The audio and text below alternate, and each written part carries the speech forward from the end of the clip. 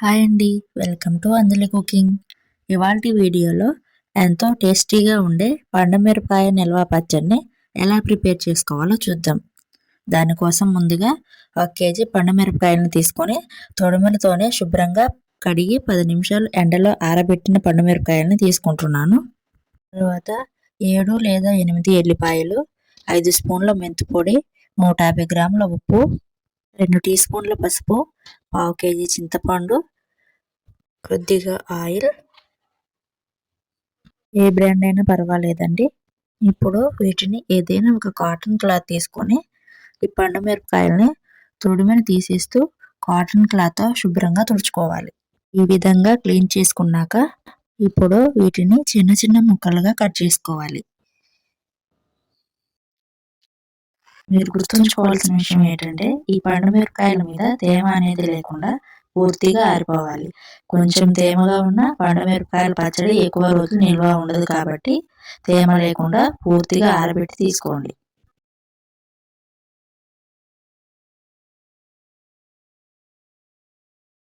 ఈ విధంగానే అన్నీ కూడా ముక్కలుగా కట్ చేసుకున్నాక ఇప్పుడు ఎల్లిపాయలను కూడా పొట్టు లేకుండా క్లీన్ చేసుకోవాలి. ఈ విధంగానే చింతపండు కూడా ఈనెలు గింజలు లేకుండా క్లీన్ చేసుకోవాలి.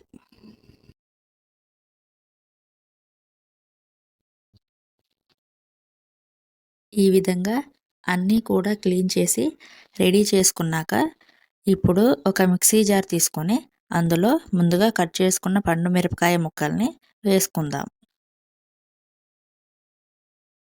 మిక్సీ గిన్నెకు సగం వరకు ముక్కల్ని వేసుకోవాలి.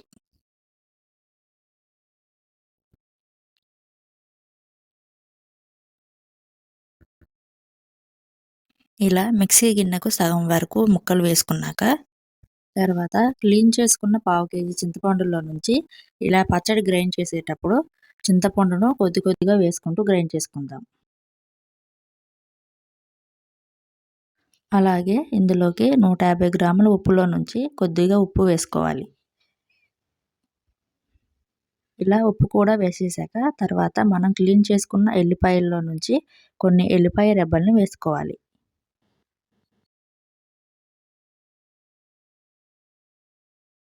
ఇలా అన్నీ కూడా కొద్ది కొద్దిగా వేసుకున్నాక ఈ మిక్సీ గిన్నెకు మూత పెట్టుకొని గ్రైండ్ చేసుకుందాం. మరీ మెత్తగా కాకుండా కొద్దిగా లైట్ బరక ఉండేటట్టుగా గ్రైండ్ చేసుకోవాలి. ఇలా గ్రైండ్ చేసుకున్న పచ్చడిని ఒక గిన్నెలోకి తీసుకోండి.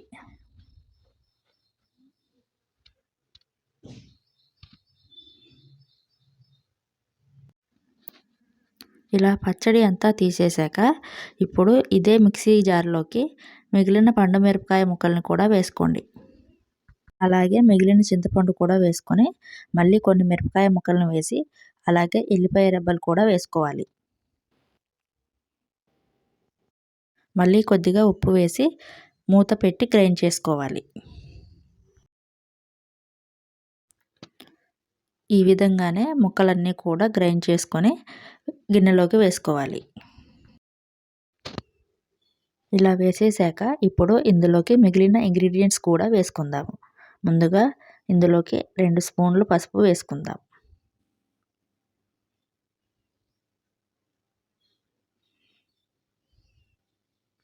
తర్వాత 5 టీ స్పూన్ల మెంతిపొడి వేసుకోవాలి.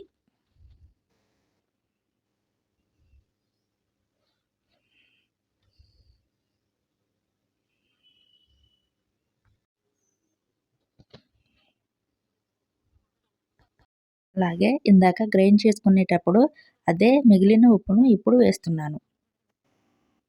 మీరు ఈ స్టేజ్లో ఉప్పు చెక్ చేసుకొని తగ్గితే అడ్జస్ట్ చేసుకోండి. నాకైతే 150 గ్రాముల ఉప్పు కరెక్ట్గా సరిపోయింది. ఇదంతా కూడా బాగా మిక్స్ అయ్యే విధంగా కలిపేసుకోవాలి.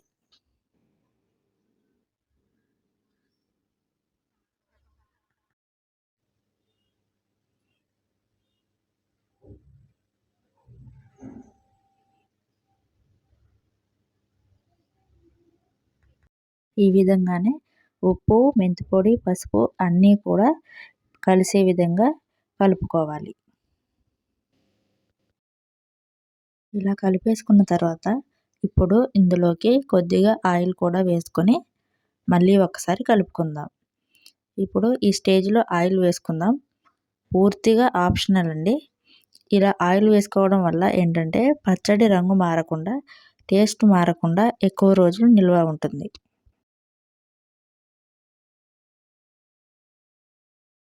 ఒకవేళ మీకు ఇష్టం లేకపోతే స్కిప్ చేసేయచ్చు. ఈ విధంగా పచ్చడిలోకి ఆయిల్ అంతా కూడా కలిసే విధంగా కలుపుకోవాలి.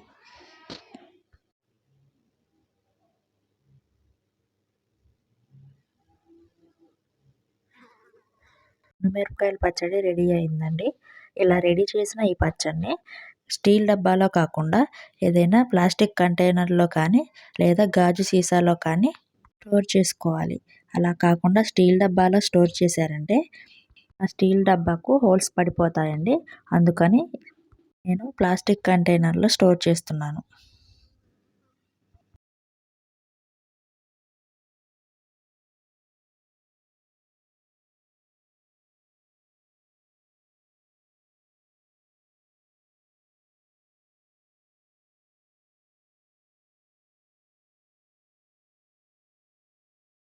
మీరు పచ్చడిని స్టోర్ చేసే డబ్బాకి కూడా ఎక్కడ తేమ అనేది లేకుండా చూసుకోండి.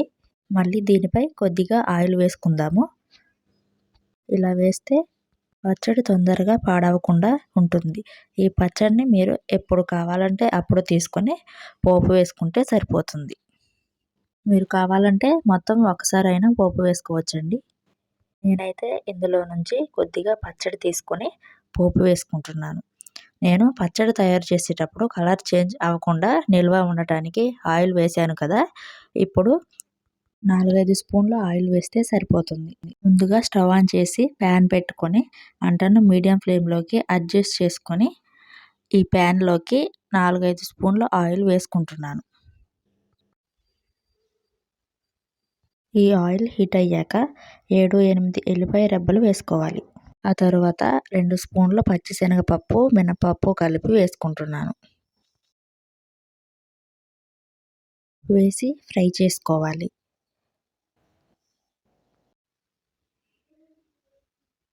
ఇలా ఒకసారి ఫ్రై చేశాక ఇందులోకి 1 టీ స్పూన్ ఆవాలు, తర్వాత 2 ఎండుమిర్చిని కట్ చేసి వేసుకొని ఒకసారి ఫ్రై చేసుకోవాలి.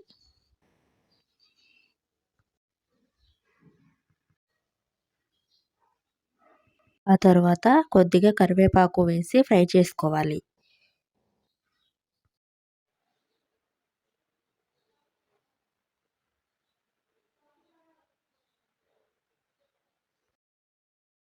ఇవన్నీ ఫ్రై అయ్యాక లాస్ట్‌గా ఇందులోకి 1/2 టీ స్పూన్ ఇంగువ వేసి ఒకసారి ఫ్రై చేసుకోవాలి.